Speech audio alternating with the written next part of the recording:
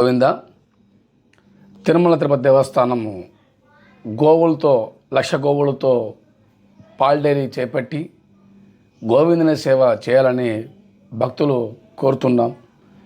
Jersey పాలు సంకజాతితో పాలు కాకుండా స్వదేశీ దేశీ పాలతో 1,00,000 గోవులను రక్షించి తిరుమల తిరుపతి దేవస్థానమే పాల డైరీగా చేపట్టాలని, ఒక రోజుకి 15,000 లీటర్లు గోవు నెయ్యితో లడ్డు అన్నదానం కార్యక్రమం చేపట్టవచ్చు.